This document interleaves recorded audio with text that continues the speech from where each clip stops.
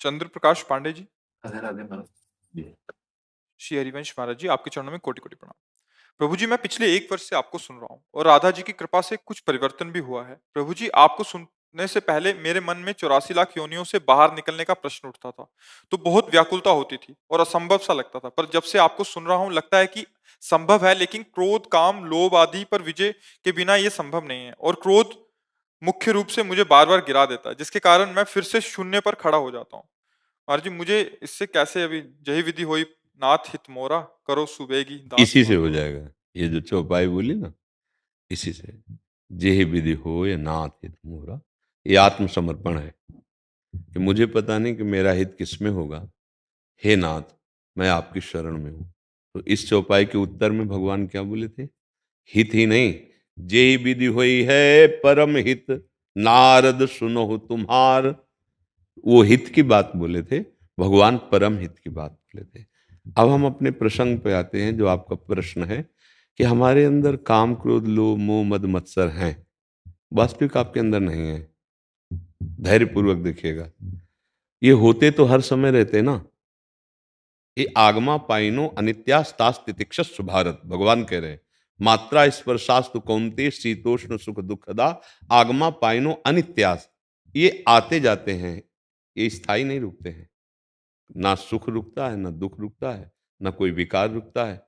हाँ, निर्विकार स्थिति एक रस जब आ जाएगी, तब परमानंद का अनुभव होगा। पर ये स्थायी है, पहले ये बात तो मानना छोड़ो। हर समय कामी रहते हो क्या? हर समय क्रोधी रहते हो क्या? हर समय मोही रहते हो क्या? आप विचार करके देखो। ये तत्काल संग परिस्थिति के अनुसार ही एकदम प्रकट हो जाते हैं, ऐसा लगता है। जैसे हम गलत दृश्य देखें, गलत भावना में, तो हमारे अंदर काम आ जाएगा। हमारे कामना के प्रतिकूल, हमारी मान्यता के प्रतिकूल कोई व्यवहार करे तो हमें क्रोध आ जाएगा। हमारी कामना की पूर्ति हुई तो लोभ आ जाएगा। पारिवारिक संबंधों की प्रियता बढ़ी तो मोह आ जाएगा। क्रिया की प्रियता बढ़ी तो अहंकार आ जाएगा। मैंने ये किया, मैंने ये आने जाने वाले स्थायी तो है नहीं। भगवान कह रहे आगमा पाइनो अनित्यास तास्ति तिक्षस्व भारत। अब इनको दूर कैसे करना है? तो भगवान ने कहा तास्ति तिक्षस्व भारत, सह जाओ। जैसे क्रोध आ रहा है, अब हट जाओ वहां से, मौन धारण करो। राधा राधा राधा राधा। मन कहेगा एक बार तो गाली दें, एक बार तो हम बात करें, क्योंकि क्रोध आया। क्रोध में दुरुक्ति, दुरुक्ति माने गाली। इसके बाद हिंसात्मक वृत्ति आ जाती है, मारना, पीटना, अपमान करना। अगर हम उस समय राधा राधा जपते हुए ये ध्यान करें कि हमें क्रोध पर विजय पानी है और मौन धारण करके हट जाएं, तो हम उस पर विजय प्राप्त कर सकते हैं। ऐसे ही हर विकार, नाम जप, और ये ध्यान रखना है कि मेरी परीक्षा है, मुझे इस पर सही उत्तर देना है। सामने से प्रतिकूल व्यवहार हो रहा है, मुझे क्रोध नहीं करना है। अगर हम गंभीरतापूर्वक सही उत्तर दे पाए तो ठीक, नहीं तो हट जाएंगे। हट जाना भी विजय मानी जाएगी। वहां जीतना का अगर अपने अंदर बल है तो जीत सकते हो, नहीं तो हार जाना भी जीत है। यहां हट जाओ, उसको बोलने दो, उसको व्यवहार करने दो जैसा, हट जाओ। थोड़ी देर के बाद क्रोध शांत होगा आपका। अब उसको, जो आपने क्षमा के द्वारा अपने को संभाला, वो क्षमा उसके लिए दंड बन जाएगी। उमा क्षमा सापोते भारी, अपने कर्म जाय अपकारी। वो जो उसका स्वभाव बन रहा है, उसका जो कर्म बन रहा है, ये उसको दंड देगा। आपने जो अपने आप को संभाल लिया, तो आप परमार्थ पे चल दिए। एक ही सिद्धांत की बात, दूसरी समर्पण की बात। हम कामी हैं, क्रोधी हैं, लोभी, जैसे अपने प्रभु के हैं और नाम जप कर रहे हैं। आप चिंता न करो, इससे भगवत प्राप्ति हो जाती है। भगवान कह रहे ना, तेषाम हम समुद्धरता मृत्यु संसार सागरात।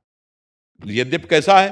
बोले अपिचेत सुदुराचारो भजते माम अनन्य भाग, साधुरु समंतव्य सम्यक व्यवसिता। ऐसा, यद्यपि वो बहुत दुराचारी रहा है, अब भी उसका मन उसी कोटि का है, पर उसने निश्चय कर लिया कि मुझ नीच का कल्याण केवल भगवान से होगा।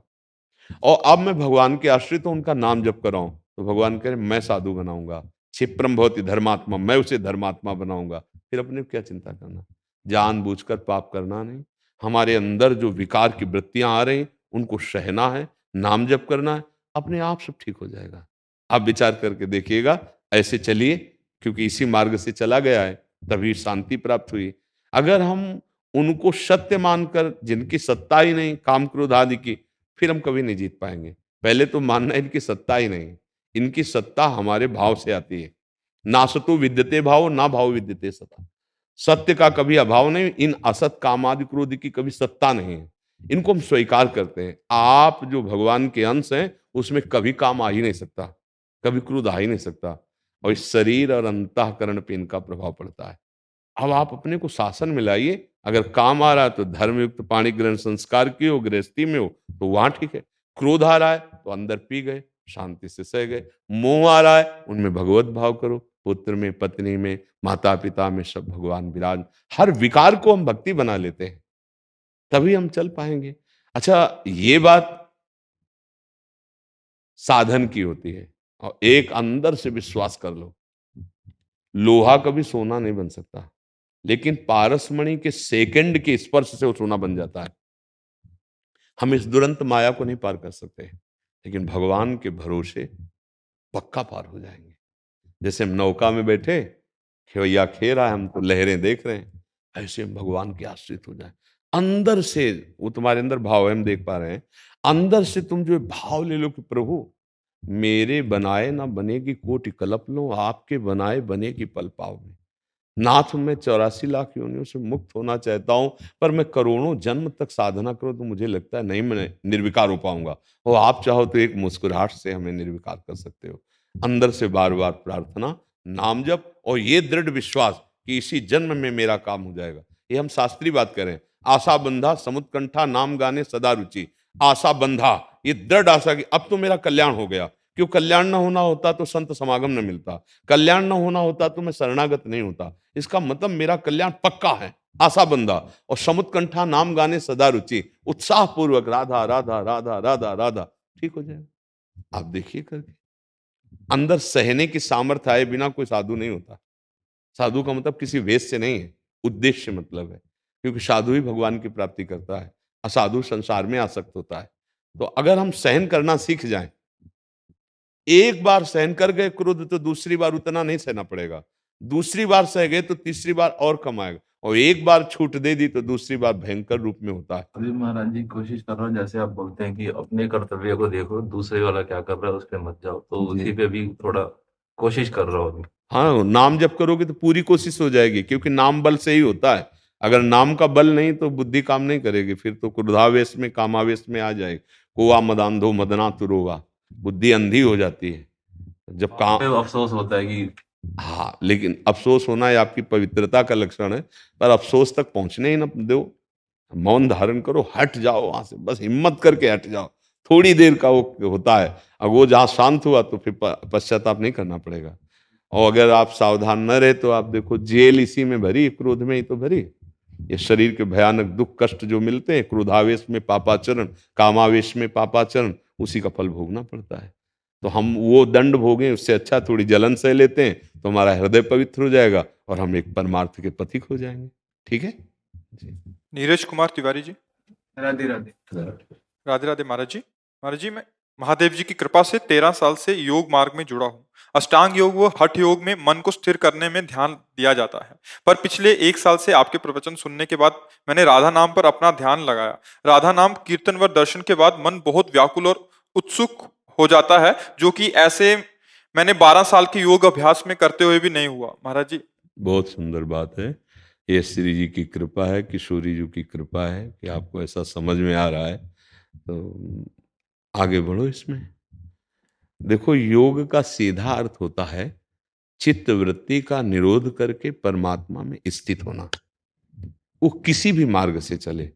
और भगवान ने जो बहुत सुंदर योग का वर्णन किया, वो कह रहे हैं, मच्चित्ता मदगत प्राणा बोधयन्तः परस्परम कथयन्ति च माम नित्यम तुष्यन्ति च रमन्ति च तेषां सतत युक्तानां भजतां प्रीति पूर्वकम ददामि बुद्धि योगम तम येन मामुपयान्ति ते। इसीलिए आपको जो 12 वर्ष क्रिया करने पे नहीं मिला, वो अब आपको मिलने लगा, क्योंकि तेषां सतत युक्तानां भजताम प्रीति पूर्वकम राधा राधा राधा राधा, तो ददामि बुद्धि योगम तम। भगवान अपनी तरफ से योग प्रदान करते हैं। हम मन और बुद्धि को प्रभु में लगाना चाहें तो बहुत दूर हैं प्रभु, और प्रभु हमारे मन बुद्धि में बैठ जाएं आके, उनके लिए बहुत सरल बात है। तो हम क्या करें? पुकारें, सबसे बड़ा योग है नाम। अगर हम नाम का निरंतर जप करें तो सब ज्ञान हो जाएगा, सब बात हो जाएगी। देखो जैसे अष्टांग योग आदि है ना, इनके द्वारा हम शरीर को निश्चल करते हैं, चंचलता रहित, मन को एकदम एकाग्र करके पंग करना है, बुद्धि को उसी लक्ष्य पे स्थित कर देना है, तभी वो समाधि में पहुंचता है। पर समाधि का भी उत्थान होता है निरंतर, निरंतर तो स्मरण चलेगा। इसीलिए सतत योग भगवत स्मरण है, भगवान नाम जप है, ये परम योग है। ये भगवान ने कहा तपस्वियों से भी अधिक, कर्मकांडियों से भी अधिक और ज्ञानियों से भी अधिक मुझे योगी प्रिय है। कौन योगी? जो अनन्य भाव से मेरा सतत भजन करता है। तो अब भजन का मार्ग मिल गया आपको, खूब नाम जप कीजिए, असत आचरण ना होने पाए, गंदे आचरण। गंदे आचरण होंगे तो फिर किसी योग में नहीं चलेंगे, फिर वो तो भगवान से विमुख होकर के जा रहे हैं। गलत खान पान ना होने पावे, सात्विक खान पान हो, सात्विक आचरण हो और नाम जप हो, तो आपको सब अनुभव होने लगेगा। जो योग में अनुभव होता है, जब भाव उठता है ना, तो मन अपने आप आराध्य देव में पंग हो जाता है, चित्त वृत्ति ही नहीं उदय होती, भगवदाकार एक एक वृत्ति। जो योग से किया जाता है ना, बड़ा कठिनता है योग में। अब जैसे योग का साधन तभी थोड़ा परिपक्व माना जाएगा जब 3 घंटे बिना हिले डुले पद्मासन या सिद्धासन में, तो आप 45 मिनट बैठ कर देखो कितना कितना कष्ट होता है। जो बैठते 3 घंटे बस ऐसे बैठ गए तो बैठ गए, और श्वास ऐसी होनी चाहिए कि इतने के बाद पाउडर या आटा रखा जाए यहाँ, वो उड़ना नहीं चाहिए। उनका उल्लेख है ये सब चीज। हाँ, क्योंकि उसी मार्ग से आए ना।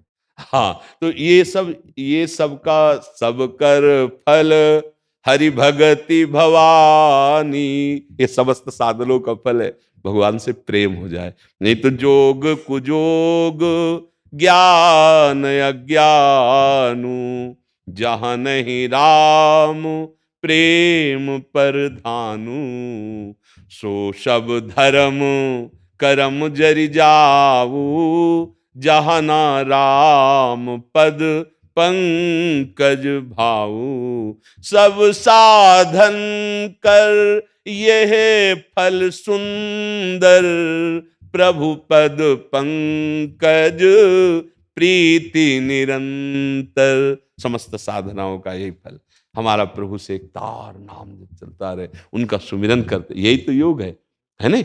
हाँ, अगर शरीर में हम पद्मासन से बैठे, चित्त से विषय चिंतन हो रहा, योग नहीं कहा जाएगा। चित्त वृत्ति को निरोध करके, अब ये सामर्थ्य तो भगवान की कृपा से आती है, और नाम जब करेंगे ये सामर्थ्य आ जाएगी। आपके बताए हुए सभी प्राणायाम का अभ्यास में करता हूँ, राधा नाम का जाप करता हूँ, तो उससे काफी ये व्याकुलता जो है भीतर आती है वो काफी अभी कम हुई है। भगवत कृपा का अनुभव करो कि श्री जी की बड़ी कृपा है कि आपको राधा नाम प्रिय लगने लगा। नहीं तो संसार के भोग प्रिय लगते हैं, प्रभु का नाम प्रिय लगना तो बड़ा मुश्किल है। जिनको प्रिय लग रहा है, मानो अभी ये आखिरी जन्म है, खूब नाम जप करो। आप देखो भागवत में प्रसंग आता है, पुत्र के बहाने नारायण बुला दिया तो भगवान का पद प्राप्त हो गया। मैंने अपने पुत्र का नाम इसलिए भगवान के नाम पे रखा। हाँ, रखना भी चाहिए, और खूब नाम जप करो, ठीक है जी। सुनील जी वृंदावन से। राधे श्याम। राधे राधे महाराज जी। महाराज जी, हम जीवन में बहुत कुछ पाना चाहते हैं, एक वस्तु पा लेने के बाद दूसरे की लालसा उत्पन्न हो जाती है, खुशी मिलती है परंतु संतोष नहीं। महाराज जी, संतोष क्या है, कैसे मिल सकता है, कृपया मार्गदर्शन करें। अविनाशी को प्रकृति से संतोष कभी प्राप्ति नहीं हो सकता। अविनाशी को विनाशी से संतोष प्राप्ति नहीं हो सकता। चाहे जितना तुम भोग लो, चाहे जितना संग्रह कर लो, चाहे जो प्राप्त कर लो, किसी को हुआ हो, आपका नहीं। ये जो इतिहास है, बड़े बड़े चक्रवर्ती सम्राट, दैवी संपदावान, जिनको राज ऋषि कहा गया, बिना भगवान का आश्रय लिए, हम भगवान के अंश हैं, हमें अविनाशी सुख ही चाहिए। देखो, मन जैसे कहता है कि ये भोग भोग लूं तो मैं तृप्त हो जाऊंगा, तो तुमने कामना की इसलिए तुम्हें उसमें सुख लगता है। लेकिन जब आपने उस भोग को स्वीकार किया तो कुछ क्षण के लिए तो ऐसा लगा कि मैं जो चाह रहा था वो मिल गया, फिर इसके बाद वही अशांति, फिर वही कामना, फिर वही तृष्णा। बार बार भोगने पे मन कहता है अब इसमें नहीं, इस भोग में, इस भोग में, ऐसे पूरा जीवन व्यतीत हो जाता है। क्या कभी तृप्ति मिली क्या? नहीं मिली। इसका मतलब है जो हमारी मांग है वो ये नहीं है। देखो हमारी मांग क्या है? सुख, लेकिन शाश्वत। शाश्वत का तात्पर्य होता है अविनाशी, जिसमें कभी दुख का प्रवेश ही न हो, ऐसा सुख चाहिए। हमारी मांग है मैं कभी मरूं ना। हमारी मांग है मैं परम शांत रहूं।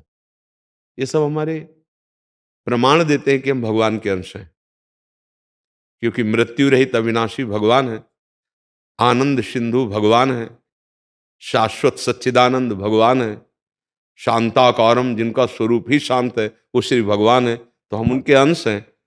तो हमारी मांग यही तो है ना, मैं शांत हो जाऊं, मेरा हृदय सुखी हो जाए, मैं कभी मरूं ना, मृत्यु के भय से रहित हो जाऊं। पर वो प्रकृति से नहीं, हमारी दिशा बदल गई। भगवान स्वयं कह रहे ममैवांशो, तू मेरा अंश है। पर मना खष्टान इंद्रियाणी प्रकृति स्थानी कर सती, तू 5 ज्ञानेंद्रियों के साथ मन को लेकर विषयों में डोल रहा है, इसलिए कभी तेरे को शांति नहीं मिलेगी। हमारा हृदय कहता है कि यदि मैं भोग लूं तो शांति मिल जाएगी, और भगवान कह रहे त्यागात शांति अनंतरम, इन भोगों का त्याग कर दो तो शांति प्राप्त हो जाएगी। और हमारा अंदर का हृदय कहता है कि ये चीज जो मन मांग रहा है अगर मिल जाए तो मैं शांत हो जाऊं। यही है हमारा अज्ञान। वैसे सही बताएं आपको, जो हमारा स्वरूप है उसे किसी से कुछ नहीं चाहिए, उसमें अभाव है ही नहीं, क्योंकि वो ईश्वर अंश, जीव अविनाशी, चेतन, अमल, सहज सुख राशि। पर हुआ क्या, हमने अपना स्वरूप देह मान लिया। अब इसमें कभी अभाव खत्म नहीं हो सकता, कभी भी कुछ भी मिल जाए, कभी नहीं खत्म हो सकता। हम लोग सोचते हैं कि बढ़िया मकान, गाड़ी, पत्नी और पुत्र, बस इससे बड़ा कोई सुख है नहीं। लेकिन रावण के पास तो सोने की लंका थी, किलो 2 किलो 16 की बात क्या, पूरा नगर था, और बलवान इतना था कि बड़े बड़े लोकपाल उसके यहां दरबार में हाथ जोड़ के खड़े होते थे।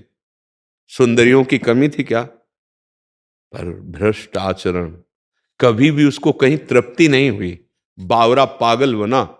बोलो विचार करके देखो, ये इतिहास जो होता है ना, ये हमको वो सोचने के लिए वो प्रस्तुत करता है। देखो ये राजा थे, उन्होंने ऐसा किया, ये ऐसे थे, मतलब तुम वहां तक पहुंच नहीं सकते जो उनको प्राप्त है, लेकिन उनकी भी दुर्दशा है। इसका मतलब है भगवान से विमुख हो जाए तो चाहे देवराज इंद्र क्यों ना हो, या चाहे ब्रह्मा की पदवी में क्यों ना बैठा हो, वो कभी शांति को, कभी सुख को, कभी मृत्यु के भय से मुक्त हो जाए असंभव। भगवान कहते दैवी है शा गुणमयी मम माया दुरत्तया, मामेव ये प्रपद्यन्ते माया में ताम तरंते। हृदय की ऐसी दशा होती जैसे दीवाल घड़ी का से लटा दो, अब सेकंड की सुई सेकंड, जहां मिनट की मिनट, घंटे की मतलब उसमें एक चावल भी चलने की सामर्थ्य नहीं रहेगी। ऐसे ही नाम जप के प्रभाव से, भगवद आश्रय के प्रभाव से जहां माया रूपी से लटा, तो मन पंग हो जाता है श्री भगवान में, उनके प्रेम में, उनकी रूप माधुरी, उनकी लीला माधुरी, गुण माधुरी में।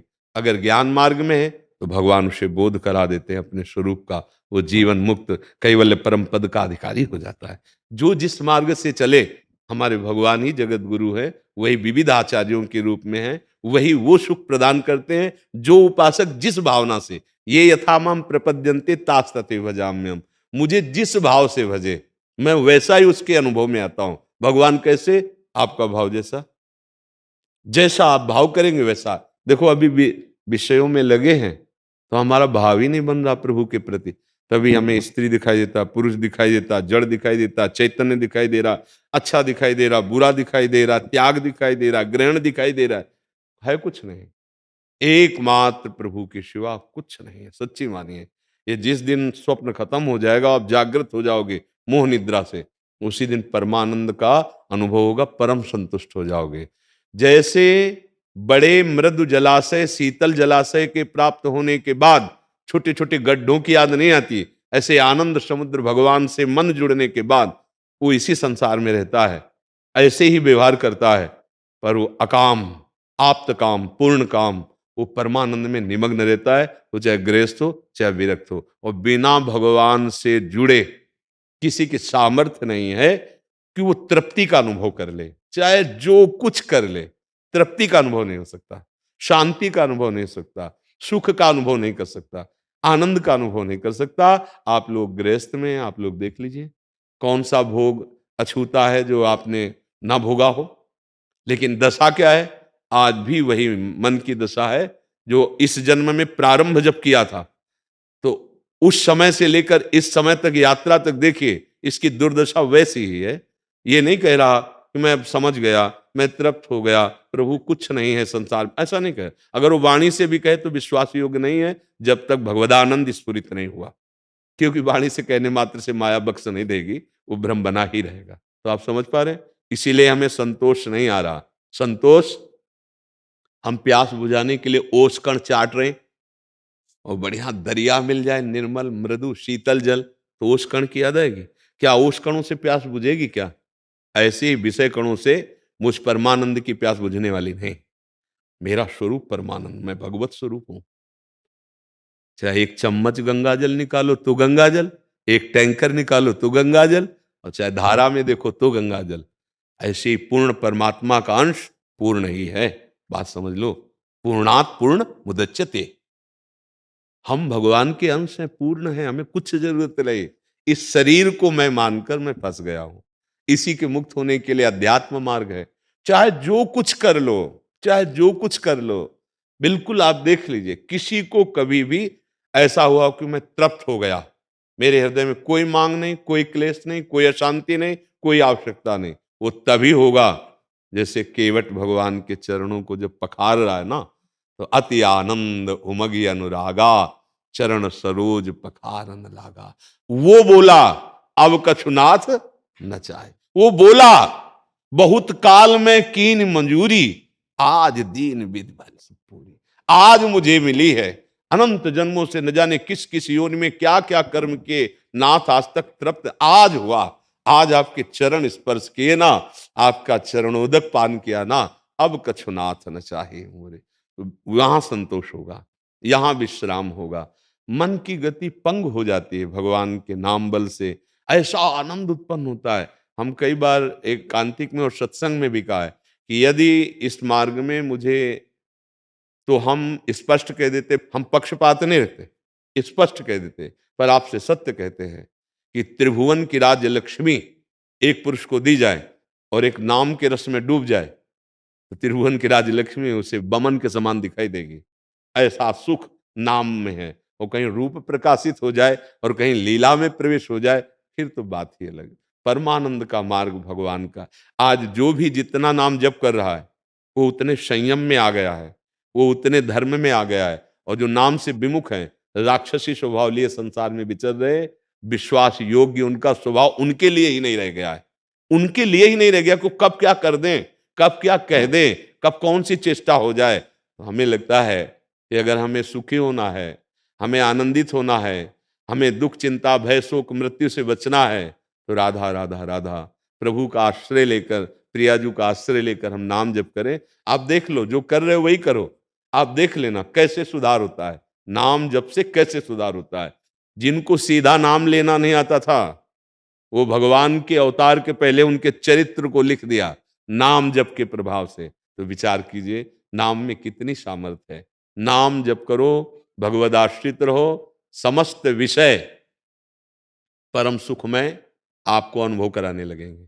और ऐसे तो भटकते रहो, मिले। जैसे देखो, गांव में जब सत्यनारायण की कथा होती थी ना, बच्चे थे ना, तो पंचामृत बंटता था, नहीं मिल गए, तो ऐसा लगता था कि डबल लाइन पे चले जाओ, 3 बार चले जाओ। क्यों? भगवान का स्नान कराया गया ना, अर्पित किया इतना। अच्छा, राधा वल्लभ जी के मंदिर में इतना किनका, जैसे प्रसाद का इतना सुख मिलता है कि भगवत प्रसाद मिल गया। वही जाके आप 250 ग्राम दुकान में खरीद के खाओ, नहीं।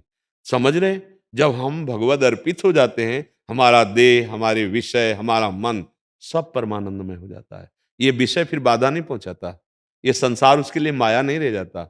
जड़ चेतन जग जीव जत सकल राम में, वो जिधर देखता है उसे आनंद ही आनंद का अनुभव होता है। तब वास्तविक संतोष प्रकट होता है। अभी तो विषय जन्य थोड़ा, कभी संतोष हुआ, कभी असंतोष हुआ, कभी सुख लगा, कभी दुख लगा, पर सुख है नहीं। जिस सुख को आप सुख मानते हैं, अगर उससे तुम्हें ग्लानि ना हो जाए तो हमें बताना, भोगते रहो उसे।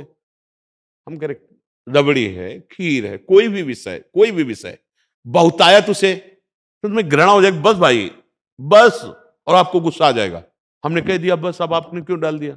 ऐसे ही सब विषय भोगों को देख लो, थोड़ी देर कामना के कारण आपको प्रिय लगते हैं, इसके बाद उससे वैराग्य हो जाता है, कुछ क्षण के लिए ही सही, पर लगता है नहीं बस अब नहीं कोई भी, तो फिर बस हो गई। तो इसका मतलब है उसमें वो नहीं मिला जो तुम चाह रहे थे, क्योंकि वो जब मिलता है तो प्रतिक्षण वर्धमानम, पान करता हुआ भी वो प्यासा ही रहता है। रात दिन अपने प्रभु का गुण गाकर आनंद हो, पर प्रभु के मिलन की चाह और मिला हुआ, पर बार बार मिलन की चाह और बार बार मिलता हुआ, फिर भी प्यास बढ़ती चली जा रही, यह है प्रेम। तन मन के बिछुरे नहीं, चाह बढ़े दिन रैन, कबों संजोग न मानहीं, देखें भरी भरी नैन। ये है परम संतोष, परम आनंद, जिसमें एक विशाल प्रेम, एक विशाल आनंद, उसी के मन से हम वो विशाल चाह रहे हैं। अब छोटे छोटे गड्ढों में तृप्त होने वाले नहीं है, हमको आनंद समुद्र चाहिए। तो इसीलिए मानव देह भगवान ने दिया है। आप भगवद आश्रित होकर अपने कर्तव्य का पालन करते हुए नाम जप करें, सब ठीक हो जाएगा। अगला कदम जमाने की कोशिश करो, पीछा अपने अपने आप उठ जाएगा। और अगला ठीक से जमा नहीं तो पीछा उठाओगे, धम्म से गिर जाओगे। अगला है नाम जप, भगवत चिंतन, भगवत आश्रय, इस पर ध्यान दो, कुछ छूटे ना छूटे, इसको पकड़ो। जहां इसको पकड़ा तो पीछे से कदम उठाने की सामर्थ्य आपकी आ जाएगी। वैसे प्राय ये शिक्षा दी जाती है, ये छोड़ो ये छोड़ो ये छोड़ो, कैसे छोड़े, धम्म से गिर जाएगा। तन छाड़े मन गए रहे, दोनों ही दुख होए। उत्तम बात है, पकड़ो, मन का स्वभाव पकड़ना, तो आप पकड़ो, नाम पकड़ाओ उसको, प्रभु का लीला श्रवण पकड़ाओ, प्रभु की चरण सेवा पकड़ाओ, प्रभु का आश्रय पकड़ाओ। अब आप पीछे से कदम उठाओ विषय वाला, वो आ जाएगा, बराबर में आ जाएगा, क्योंकि पहला कदम ठीक से जम गया। अब हम लोग क्या करते हैं कि सही निर्देश ना मिलने के कारण सोचते हैं ये छोड़ दें ये छोड़ दें ये छोड़ दें, और जहां छोड़ा और मन जहां व्यथा किया, तो जो हम पहले थे उससे ज्यादा बनकर हम उस विषय का सेवन करने लगते हैं। नहीं, पहले हमको रस बुद्धि काटनी है, तो पहले नाम को पकड़ना है, पहले भगवान के आश्रय को पकड़ने में ज्यादा सुविधा लगती है। ये छोड़ो मन डरता है और छोड़ भी नहीं सकते। अगर बाहर से छोड़ दिया तो अंदर से जलोगे। हमको रस चाहिए, तो हम पहले नाम का रस, भगवान के रूप का रस, लीला का रस, ज्ञान का रस, भक्ति का रस, योग का, कुछ भी इतने सिद्धांत हैं, किसी में चलो, एक में रस आ जाएगा तो विषय रस छूट जाए। विषय रस छूटा कि आप जो है वो अपना रस अनुभव में आने लगेगा। इसलिए वही परम संतोष है जो स्वरूपानंद है या भगवदानंद है। प्रणाम महाराज जी।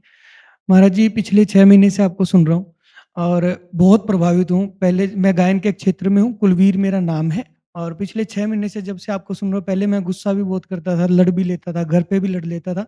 अब बहुत शांत रहता हूँ और आपको रोज सुनता हूँ, सोने से पहले डेली एक बार आपको सुनता हूँ, और आपको आपके विचारों को तो सुनता ही हूँ, अब आपकी आवाज़ मेरे को मेडिटेशन के तौर पे लगती है।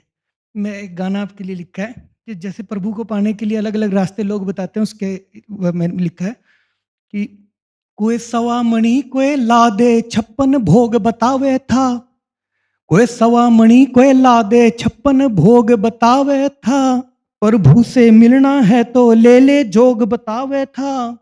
किस पे करूं यकीन, किस पे करूं यकीन, मने कुछ समझ नहीं आया, सब न्यारी न्यारी बात जगत में लोग बतावे थे। सब कहते कोई ना देख सका, सब कहते कोई ना देख सका, भगवान देख लिया आज मने, ना चाहिए तक तो ताज मने, ना महल कोई ना राज मने, कोई कर्म करे होंगे अच्छे मिले प्रेमानंद महाराज मने। जय जय श्री। मैं बोल नहीं पा रहा महाराज जी, आज बस जो जो मन में है ना। ऐसा होता है जी। कि जब प्रेमी जन सामने होते ना तो पहले बहुत कुछ होता है, पर सामने सब भूल जाते हैं। एक ऐसा होता है। आज मैं आपसे प्रणाम जा रहे हैं हम ड्यूटी पे। मेरी ड्यूटी अभी पुंछ इलाके में आई है, जहाँ अभी चल रहा है अभी आपके आशीर्वाद से निर्भय रहना, डरना नहीं, मस्त एकदम।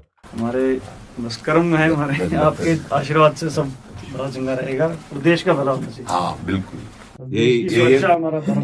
हाँ, यही हमारी आकांक्षा है। आप हमारे राष्ट्र सेवक हैं, बस डर नहीं आना चाहिए। मतलब भय भय के बीच में निर्भय होकर दाढ़ भारती है, जी निर्भय होकर नरसिंह स्वरूप। हाँ, दुष्टों के प्रति बिल्कुल रुद्र दृष्टि। जी एक हम बार बार सबसे यही कहते हैं, एक बार मृत्यु होनी है, उसका वरण कर लो, फिर भय का एक बार ही जाना है, 100 बार नहीं मरना। हमें डरना है तो 100 बार मरना है, और अगर डरना नहीं है तो एक बार मृत्यु का वरण कर ले, हाहाकार मचा सकता है। देखो, जो विपरीत बुद्धि वाले हैं ना, वो 2 या 4 घुसते हैं, लेकिन वो मर के घुसते हैं कि मैं मरा। तो देखो अपने लोगों के लिए कितना मुसीबत पड़ जाती है 4 को शासन में लेना।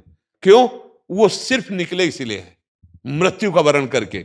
यद्यपि वो बहुत अधर्माचरण है, पर हमें एक शिक्षा वहां से ले कि 2 घुसते हैं और हम 100 उसको घेरते हैं, लेकिन वो 2 निर्भय होकर के आए हैं, इसलिए बहुत भारी पड़ते हैं। अगर हम एक निर्णय कर लें, मैं मरा, तो बहुत भारी हो जाओगे किसी पे भी। आपको डरना नहीं, एक बार जाना है और वो किसी समय जाना है, हमें पता नहीं है, पर आप जहां जाओगे तो जिसे हमारा पूरा भारत सलूट करता है, वो तिरंगा तुम्हारे शरीर पे होगा। इसलिए डरना नहीं है, बहुत बड़ी बात है आपकी जहां आप लगे हो, एकदम निर्भय मस्त। ठीक है ना? हाँ, धन्यवाद। नाम जब बड़ा या इंसानियत? इंसानियत आएगी कैसे अगर नाम जप नहीं करोगे? हमारे अंदर जो बुद्धि है वो स्वसुख वांछा शब्द समझते हो? दूसरों से सुख लेने की भावना, ये राक्षसी बुद्धि हो जाएगी। और जब हम नाम जप करेंगे तब दूसरों को सुख देने की बात आएगी, उसी को इंसानियत कहते हैं। दूसरों को सुख देना तभी आ सकता है जब आप नाम जप करेंगे, आपकी बुद्धि पवित्र होगी, तब दूसरों को सुख देंगे। नहीं तो हम जो भी करते हैं अपने सुख के लिए करते हैं।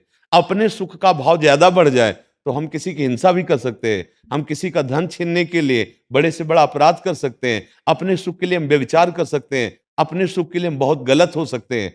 तो इंसानियत आने के लिए नाम जप अत्यंत आवश्यक है। नाम जप आपको मनुष्य बनाता है, नाम जप आपको देवता बनाता है, नाम जप आपको भगवान के समान बना देता है। आप समझ पा रहे हैं? हाँ, आता है। अजय अग्रवाल जी, जालंधर से। राधे राधे, जय श्री राम। प्रभु जी राधे राधे। प्रभु जी, शादी के बाद माता पिता का बेटों के ऊपर निरंतर पैसों को और घूमने फिरने को लेकर कैसा होना चाहिए? क्या उनको अंकुश करना चाहिए? क्या करना चाहिए?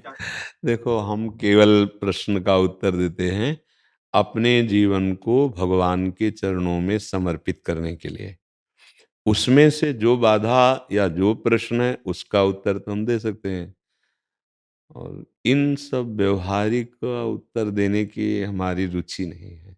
हम इस विषय में क्या करें? आप विचार करो, माता पिता की क्या परिस्थिति है, उसका पुत्र किस स्वभाव वाला है, उसकी बहू कैसे स्वभाव वाली है, पूरी जानकारी के बाद उसका उत्तर होगा। प्रत्येक माता पिता का स्वभाव अलग अलग है, प्रत्येक बहू का स्वभाव अलग अलग है, प्रत्येक बेटों का स्वभाव। तो अगर यहाँ से हम उत्तर देते हैं तो सार्वभौम उत्तर जाएगा, तो इसका सार्वभौम उत्तर तो नहीं हो सकता, इसका व्यक्तिगत उत्तर हो सकता है। आप अगर पूछ सकते हैं कि आपके माता पिता की अवस्था ये है, उनका स्वभाव ये है, हम उनके बेटे हैं, हमारी पत्नी का स्वभाव ऐसा है, अगर हम बाहर जाना चाहते तो फिर ये पर्सनल स्वभावगत उत्तर है, लेकिन ये सार्वभौम उत्तर नहीं। तो हम साधु वेशधारी हैं, हमारा उत्तर सार्वभौम होगा। आप परमार्थ के विषय में प्रश्न करेंगे, सार्वभौम उत्तर होगा, लेकिन व्यवहार के विषय में व्यक्तिगत उत्तर होता है।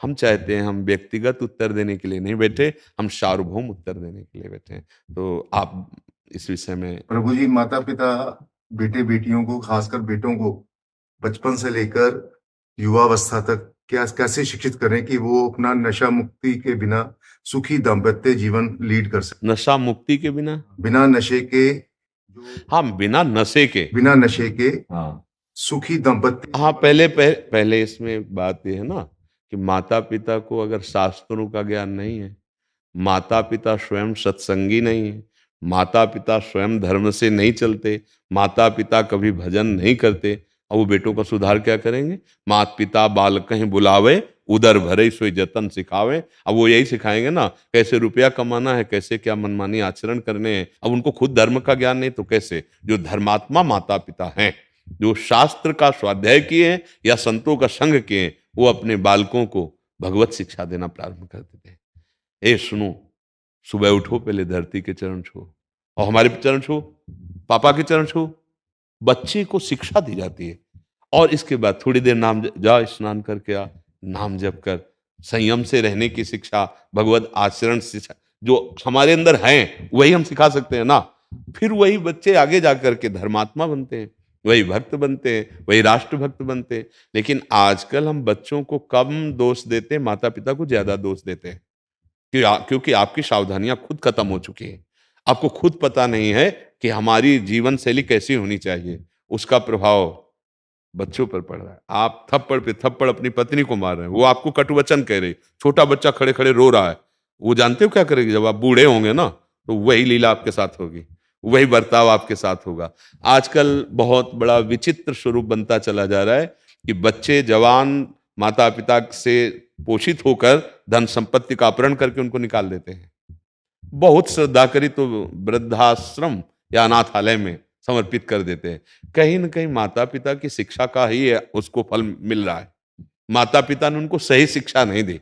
पूरा हम बच्चों पर ही दोष नहीं मढ़ते हैं, जैसे हमारे आचरण होते हैं उसका प्रभाव हमारे बच्चों पर पड़ता है, पक्का कहते हैं। हम कई बार एकांतिक में भी कह चुके हैं। एक बहुत बड़ी नौटंकी सुल्ताना डाकू की देखी थी बचपन में। जब उसे अधिकारियों ने पकड़ा और फांसी की सजा दी गई तो उससे पूछा गया तुम्हारी अंतिम इच्छा क्या है? तो उसने कहा मेरी मां से मिला दो। मां लाई गई। कहा बेटा, सो ऐसे लपट करके दांत से नाक काट ली थी ऐसे। तो उनका ऐसा क्यों किया? अधिकारियों ने पूछा। बोले पहली दुश्मन ये हमारी है। हम एक पेंसिल चुराई थी और कहा मां ये पेंसिल चुरा के लाया। तो उनका बढ़िया बेटा, लिखने के काम में आएगा। बस उस वचन ने मुझे सुल्ताना डाकू बना दिया और आज मैं फांसी पे चढ़ रहा हूं, इसलिए इसकी नाक काटी। अगर उस समय एक थप्पड़ मार देती तो जीवन भर के लिए मेरी गलती का ये संस्कार न पड़ता। तो बहुत कुछ, सबसे पहले माता पिता गुरु होते हैं, वही हमें शिक्षा देते हैं। पर माता पिता ही व्यसन युक्त हैं तो बच्चे को व्यसन मुक्त कैसे कर सकते हैं? माता पिता ही व्यभिचार युक्त हैं तो बच्चे को कैसे कर सकते हैं? माता पिता ही भ्रष्ट बुद्धि के हो रहे हैं तो बच्चों को संस्कार कैसे दे सकते हैं? गर्भस्थ शिशु से संस्कार प्रारंभ हो जाता है। जिस दिन पता चले कि गर्भ में बच्चा आ गया है, उस दिन से ब्रह्मचर्य का पालन दोनों को करना चाहिए, माता और पिता। क्या ऐसा है? बच्चा प्रकट हो गया है, अब हम उसके संस्कार जैसे डालेंगे वैसे बन जाएंगे। हमारे यदि गंदे आचरण तो अपने आप उसमें संस्कार जा रहे हैं। समझ लो, जब वो जवान होगा और अपना वर्ताव प्रकट करेगा तब रोते घूमोगे कि हमारा बेटा है। नहीं नहीं, उसके जनक आप हैं। जनक माने पिता, उन संस्कारों के भी जनक आप हैं। तो हमें लगता है कि बेटों से ज्यादा शिक्षा की जरूरत माता पिता को है। अगर वो सही आचरण करें तो अपने बेटों को सही आचरण सिखा सकते हैं। जब उनमें सही आचरण नहीं होगा तो कैसे सिखा पाएंगे? अब हमें बताइए क्यों? अच्छा, इसके बाद अपनी बेटी आवे तो सास कैसा बर्ताव करेगी, विचार करके देखो। और बहू के साथ कैसा बर्ताव करेंगे? ठीक है, बहू से पूछो तुम अपनी मां के साथ कैसा बर्ताव करोगे, सास के साथ कैसा कर रहे हो। ये सब, ये जो गृहस्थी के चरित्र हैं, ये सब भ्रष्ट होते चले जा रहे हैं। ऐसे कई, आप लोग तो संसार में समाचार सुनते होंगे, आप देखते हैं कि बूढ़ी माँ को बेटा मार रहा है, या बूढ़ी सास को बहू पिटाई कर रही है, या सास ससुर पति तीनों मिलकर के बहू की पिटाई कर रहे हैं। ये क्या है? ये राक्षसी बुद्धि कैसे आ गई? बोले भगवान का आश्रय नहीं, सत्संग सुना नहीं, शास्त्र स्वाध्याय नहीं, तो बुद्धि भ्रष्ट तो हो ही जाएगी। भगवान के आश्रय के बिना दैवी हेसा गुणमयी मम माया दुरत्यया, ये दुरत्यय माया है। किसी भी तरह कितना भी कमा लो, शांति नहीं मिलने वाली, सुख नहीं मिलने वाला, कुछ भी भोग लो, भगवान का आश्रय ले लो, नाम जप करो। और बड़े बूढ़ों जो माता पिता परिवार, उनकी भगवान मानकर सेवा करो, सच्ची मानना, भगवान प्रसन्न हो जाएंगे। अपनी माँ में भगवान देखो, अपने पिता में भगवान देखो, बुजुर्गों में, बीमार में, पशु पक्षियों में। ऐसे अगर ऐसी दया की भावना आ गई, भगवान प्रसन्न हो जाएंगे। पर हम लोग विपरीत दिशा की तरफ जा रहे हैं।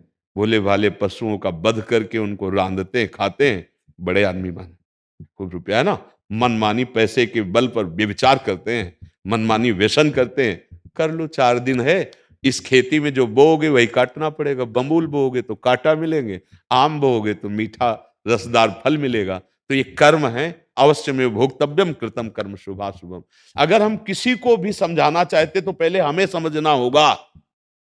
अगर हम केवल कोरा उपदेश करें, प्रभु यहाँ का जो तांडव होगा काम क्रोध का, वो 4 दिन के बाद बाहर आ जाएगा, अपने आप चल। उपदेश तभी लागू होते हैं जब स्वयं में वो स्थिति हो, स्वयं में वो आचरण हो। हम बच्चों को बनाना चाहें बहुत अच्छे और हमारे आचरण अच्छे नहीं तो नहीं बना सकते। एक बार किसी संत के पास एक माई अपने बालक को लाई। मैंने बहुत बार समझाया, बाबा ये गुड़ नहीं छोड़ता, गुड़ खाएगा तो इसके दांत में कीड़े पड़ जाएंगे, बाबा आप कह दो तो मान जाएगा। बाबा ने कहा 1 सप्ताह बाद आना। 1 सप्ताह बाद आए, उसको कहा बेटा तुम गुड़ मत खाया करो, गुड़ खाओगे पेट में कीड़ा हो जाएंगे, दांत में कीड़ा हो जाएंगे, ठीक है नहीं खाना? उन्होंने कहा जी बाबा। बोले बाबा 1 हफ्ता के बाद क्यों कहा, आप उसी दिन क्यों नहीं समझ? बोले मैं गुड़ खाता था इसलिए, 1 हफ्ता हुए मैंने गुड़ छोड़ दिया तब उसको उपदेश। तो हम अगर किसी को सुधारना चाहते हैं तो हमें पहले सुधरना होगा। नहीं, आप लड़खड़ाते हुए शराब पीकर घर में घुसो और बेटा को सोचो कि वो व्यसन मुक्त हो, कदापि नहीं हो सकता। आप मनमानी दृश्य देखो, आप मनमानी आचरण करो और बेटे को चाहो कि साधुता, कदापि नहीं हो सकता। आपके आचरण का प्रभाव पड़ता है। समझ पा रहे हैं आप? राधा राधा राधा राधा राधा राधा राधा राधा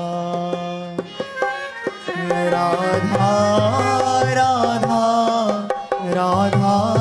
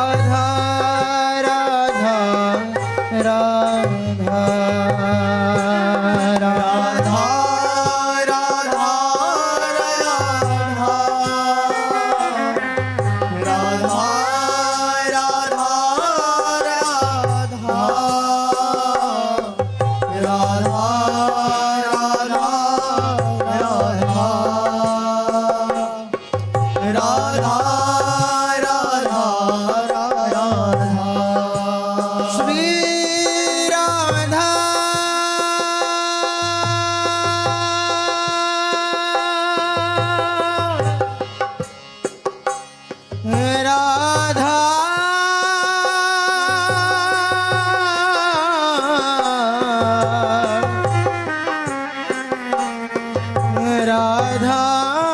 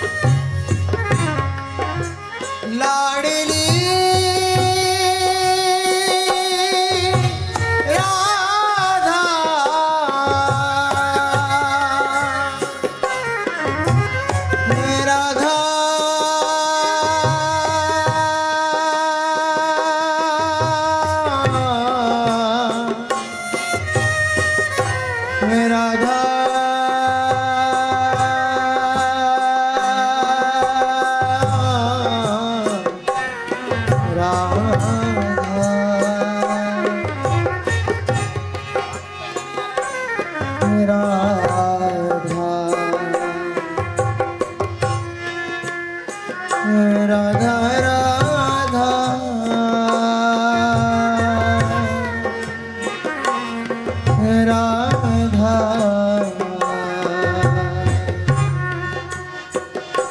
राधा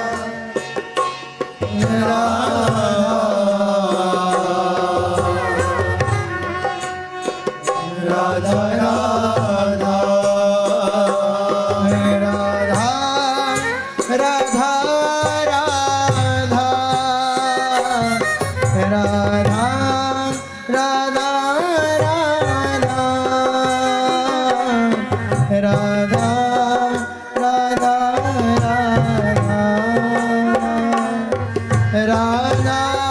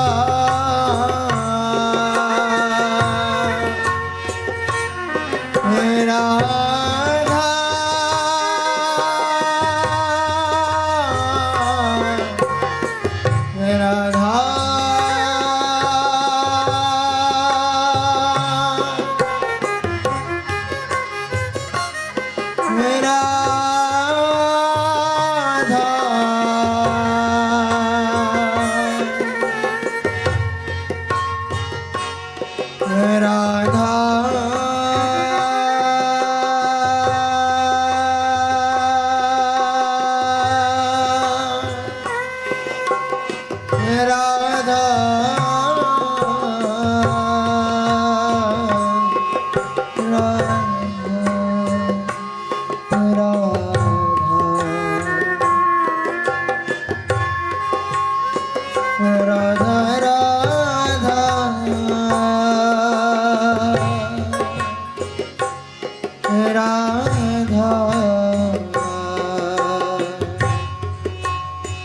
राधा राधा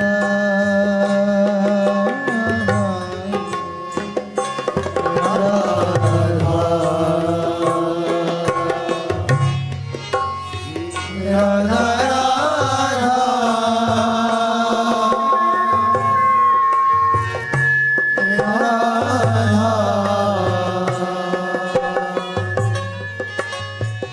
राधा राधा श्री राधा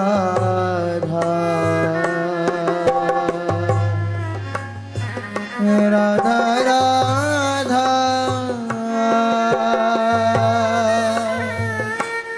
राधा राधा राधा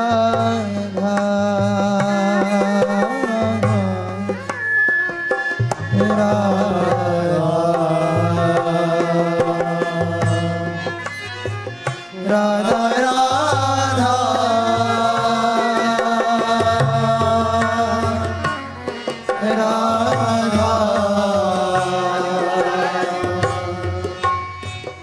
राधा राधा